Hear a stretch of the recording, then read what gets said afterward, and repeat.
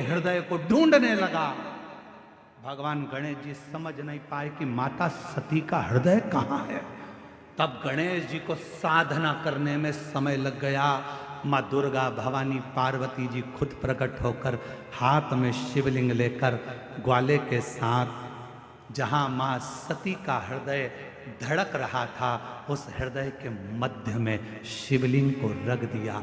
हृदय इतना धड़क रहा था, हृदय इतना धड़क रहा था, हृदय इतनी हाँप भर रहा था कि जो शिवलिंग बेजू ने रखा वो अंदर धसता चले गया, धीरे धीरे अंदर जाता चले गया, जाता चले गया। हृदय में शिव का वो शिवलिंग, वो प्रेम अंदर समाता चले गया।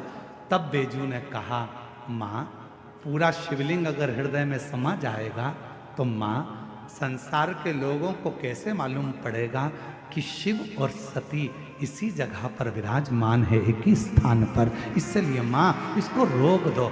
छोटा सा शिवलिंग बाहर रह गया, छोटा सा शिवलिंग बाहर।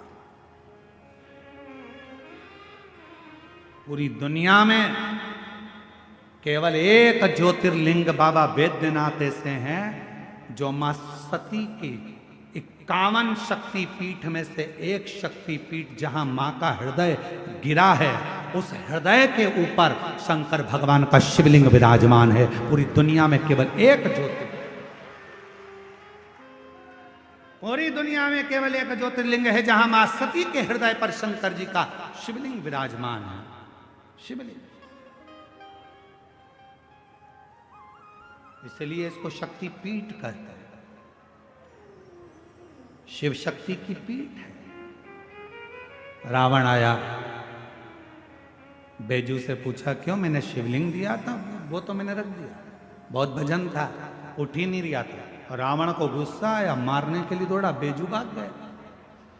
बताओ, तूने मेरा शिवलिंग रख दिया। अब तो रावण को क्रोध आ गया, मतलब कौशल्या के गर्भ से बालक जन्मेगा और मुझे मारेगा, उससे पहले इस कौशल्या को तो मैं कहीं ना कहीं छुपा दे।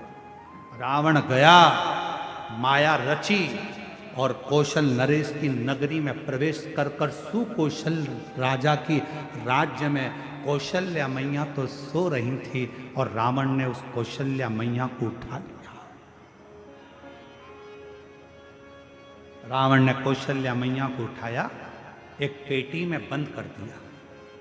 एक पेटी में बंद कर कर उस पेटी को किसी को पता ना चले तो समुद्र में गया। समुद्र में जाकर